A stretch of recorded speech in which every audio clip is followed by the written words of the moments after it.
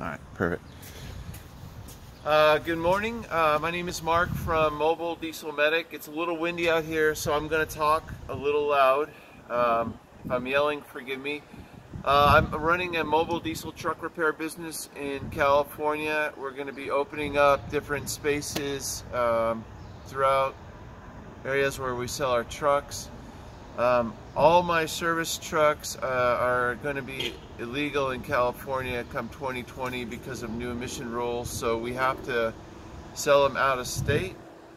And the first one that I'm going to be auctioning off is our truck number 3, which is this guy right here.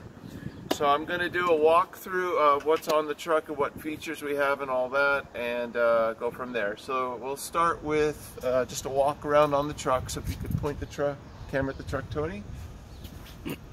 And up above, cranes.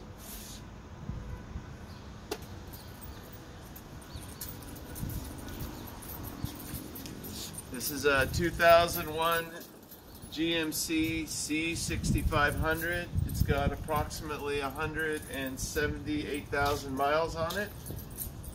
Water tank. We'll get into all the details later, what all this stuff is.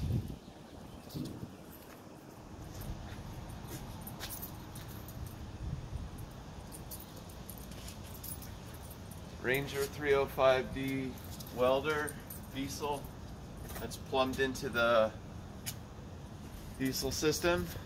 Okay, first things first, we had a couple of guys that were complaining about how hard it was to get in and out of the truck easily, so we built a slide-in ladder. So here at the job site,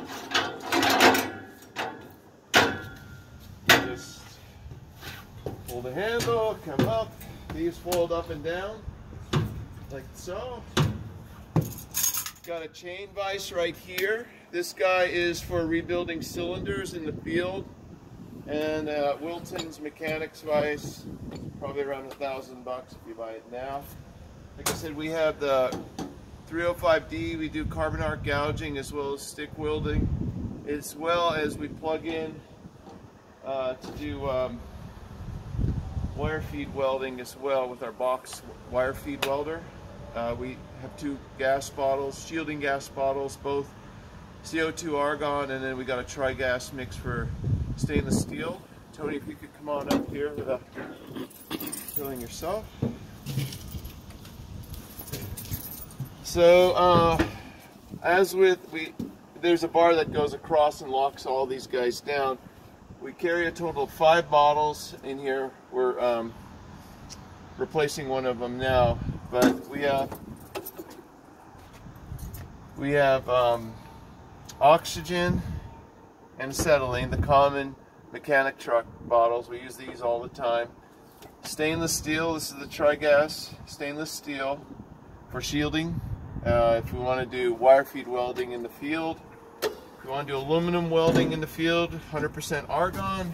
And then this section, which will have the bottle when empty, so we've got a bottle in the shop right now, but this will have the argon CO2 for mild steel welding.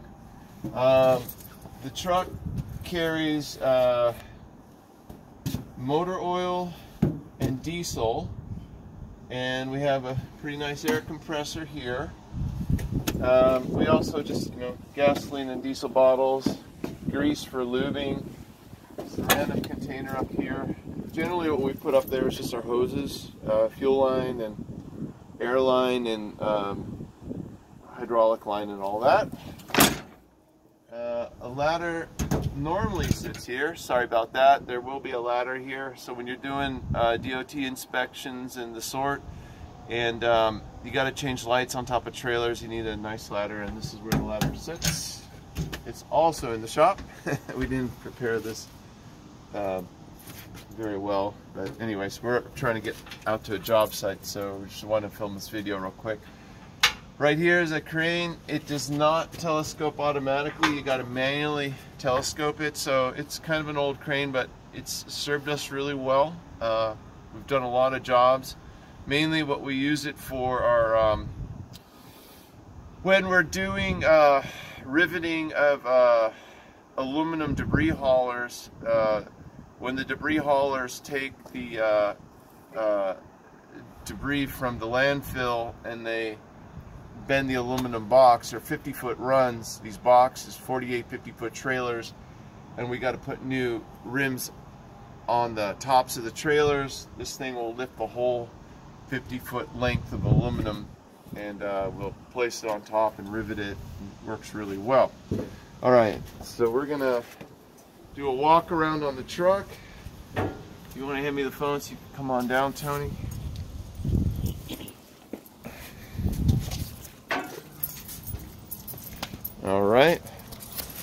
All right, so generally we just keep our chains and stuff in here. This is nothing beautiful, but all the lifting with the crane and stuff, the chains are located in here. Come along, turn the power. This is the remote for the crane. And then same deal. Mostly it's just grinding tools, drills, things like that. Not this stuff that's in the truck. I mean, we're going to be selling it with the remote, of course, for the crane, but if you want to set up buy everything preloaded, we can sell it that way. It would be more, but what you're going to be bidding on is strictly the truck and the hose reels and the welder and everything that's permanently attached to the truck. But things like tools and stuff, we're pulling out of the truck unless you want to buy them as well, and we could set up a separate deal for that. But strictly you're bidding just on the truck right now. Usually there's two guys that will run in these trucks, and we carry creepers in here. The little head thing goes here. It's kind of nifty, it stays out of the way and all that. We like these, we make them ourselves. Kind of funky and cool. More compartments, like I said, all these bearing pullers and fuel line removers and vacuum testers and thermometers and all that. We can set something up if you want, but mainly this is just where we keep all the suitcases of different tools and everything. This guy here, all the fasteners. I strongly recommend having a good set of fasteners. We're a little nuts. We carry both domestic and metric and all that. Actually, got a job today, I'm going to use this. So, yeah, so anyway, really nice set of fasteners. They are not to be sold with the truck unless you want to buy them. This here is what we call our dirty cabinet. Everything to do with oil services, all the filter wrenches, just things that get nasty. Keep here. This is an aluminum oil pan. It's really nice because it'll hold about 7 to 10 gallons, but it's super light. All the service trucks have aluminum oil pans.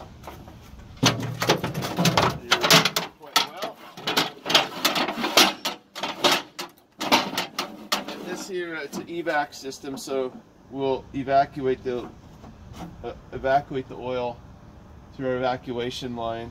That's it over here. So there's no pouring or anything. I can't quite reach the nipple, but there's a nipple at the end of this line.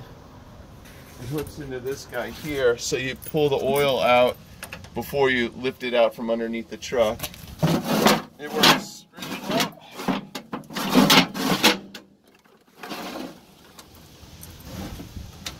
And then in the dirty cabinet, we also have, like I said, we have fuel, oil, grease, air, and then up here, this is diesel fuel for priming.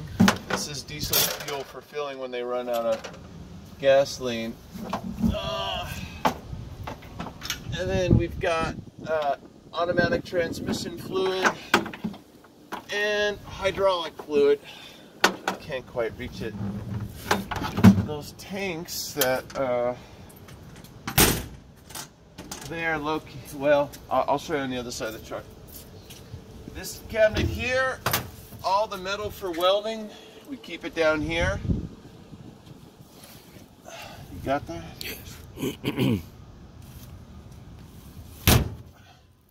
It's an old truck. Gonna need a new seat. Tony, if you would climb in there and just film the odometer reading for me.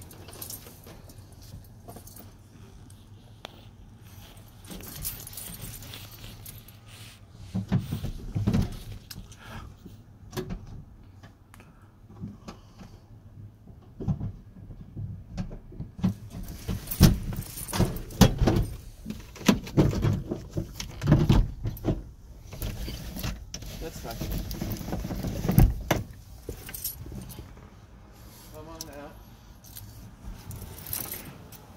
179. 179,000. 179,198. All right.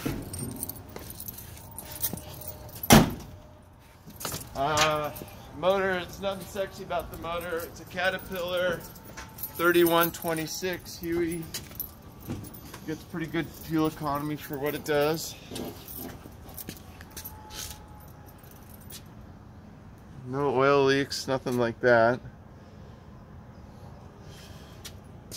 All right.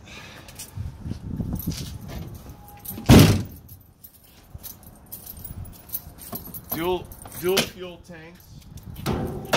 We've got jumper cable startups. So hook the jumper cables here. Works really nice.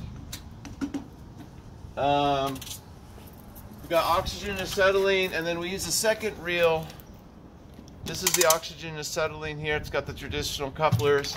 This here, the shielding gas, the argon, CO2, the trigas, bigas for mild steel, and the argon, they're all hooked up here. We swapped the regulator between the trigas and then the argon CO2 for this guy. The reason is we don't do stainless too much, and there's no reason to have a third hose reel. We'll just pull a regulator.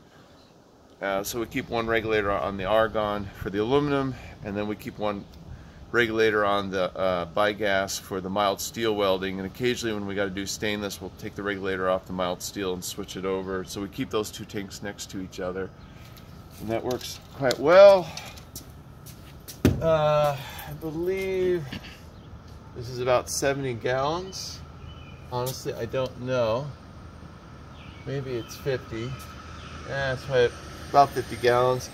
These three tanks, we should have probably shown them from up top. Maybe we'll climb back up there real quick. You got automatic transmission fluid and motor oil and hydraulic fluid. And each tank is about 70 gallons. Down here, jack stands, jack racks, bottle jacks. We mainly use the bottle jacks. These guys for moving brake drums and small things like that. But you know, they're heavy on the big rigs. So, like I said, the tools aren't going with it, but the toolbox is. It's empty. Well, it will be empty, but anyways. This is generally where we keep the tools, all the large wrenches, pry bars, tire irons, all that stuff. Chemical drawers, very, very nice to have this stuff. Fasteners, O-rings, all that stuff. Brake clean, anything to do with safety, respirators, hearing protection, face masks, eye protection. Up there, electrical wire, anything to do with crimping, fasteners, all that.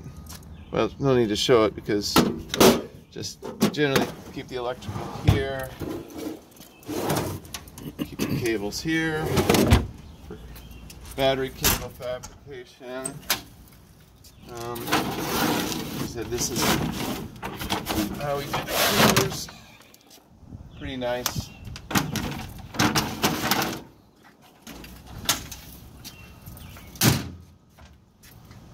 Mechanic's name was Jake.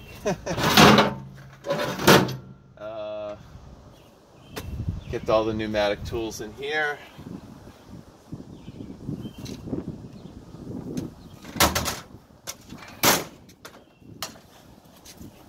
This is where we keep all the airlines, cables, carbon arc gougers, tire fillers, jumper cables.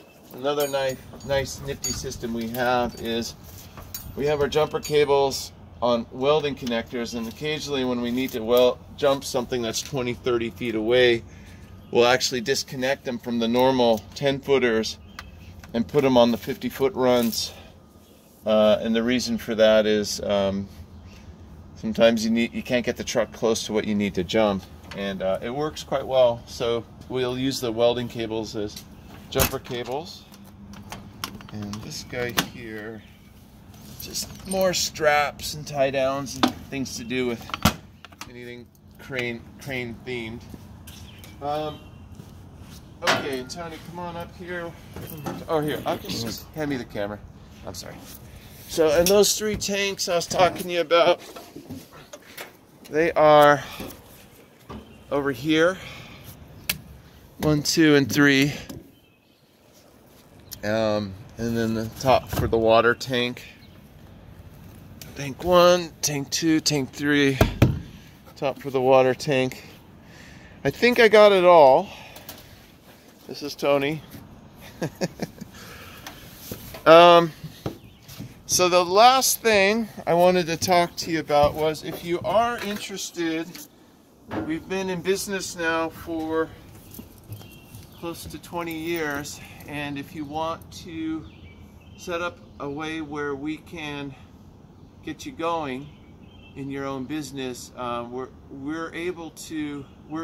we've been with Google for so long now that we're deeply entrenched in the Google catacombs, and what we would do is set you up as a new vendor or mechanic for wherever, North Carolina or South Carolina, somewhere, and you know, handle all the invoicing and billing.